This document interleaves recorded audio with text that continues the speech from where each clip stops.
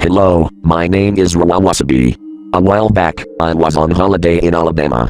I was at this gas station store just getting some more food, drinks and supplies for the drive to the hotel. I noticed there was a box with videos in it.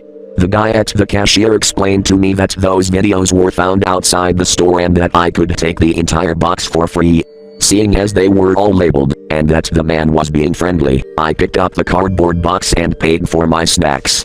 When I arrived at the hotel, I noticed they had a VHS player.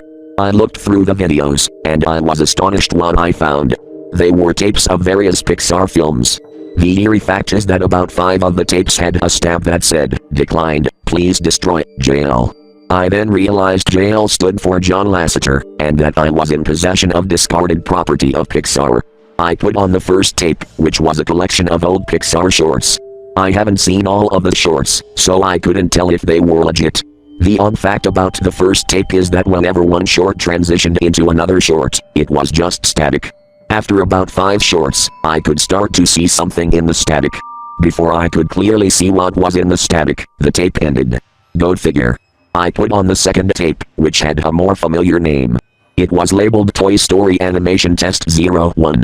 I was excited at watching the evolution of what at the time was my favorite Disney movie. All was about to change with one button on the remote called play. It appeared that it was actually a full movie rather than a few tests. The movie began with a white title card that read, "A Toy Story, copyright 1992 Pixar Productions." It then cut to what looked like a commercial advertising a Woody doll. It zoomed out to reveal a boy, I assumed it was Andy, watching TV in the living room. The living room looked entirely different and so did the boy. He had freckles, and orange hair, and didn't look or sound at all like Andy. Besides that, his name was Greg Tempest. I assumed that this must be an early version of Andy, and that the character had not yet been developed yet. "Come on, Woody, let's go to school," said Greg Tempest as he belted out the door. Greg kept talking to Woody about how he was going to show Woody for show and tell. Suddenly, a shadow fell upon him. It was at this point, when I discovered about 10 sheets of paper in the box.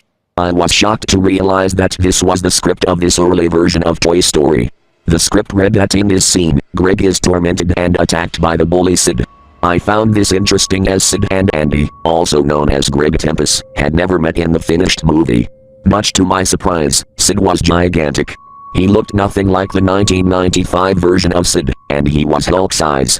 He began to punch Greg in the face and he put his hands around Greg's neck. The sky turned darker, and there were sounds of people screaming and saying no. It was like a nightmare, it just kept going on. You could also hear Greg crying for his mom. Eventually, you could hear an ambulance arrive. But in the background you could see fire, and you could see gigantic horses chasing people. The doctors were carrying Greg's small body onto a stretcher.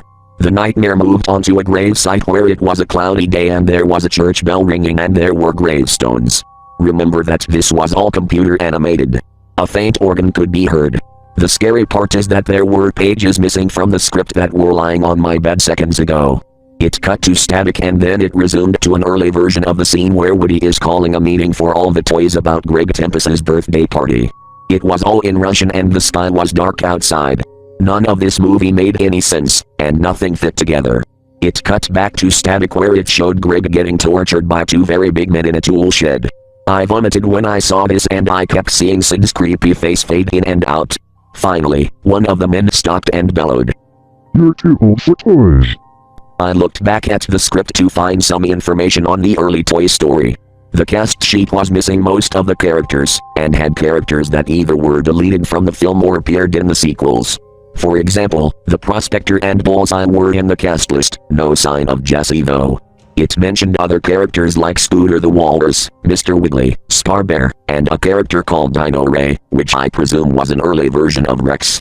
Near the top of the list was the scariest name of all, it read Death.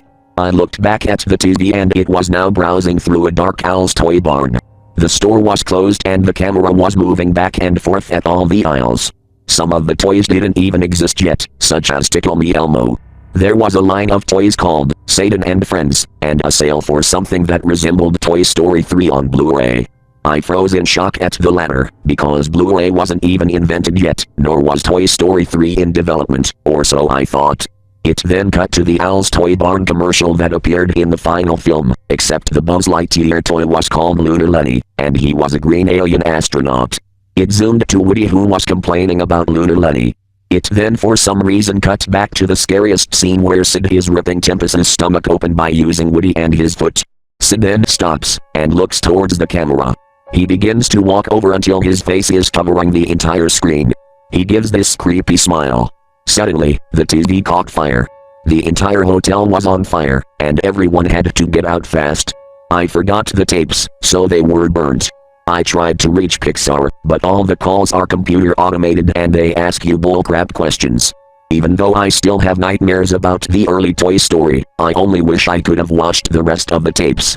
Toy Story, or any computer animated movie at that, has never been the same for me.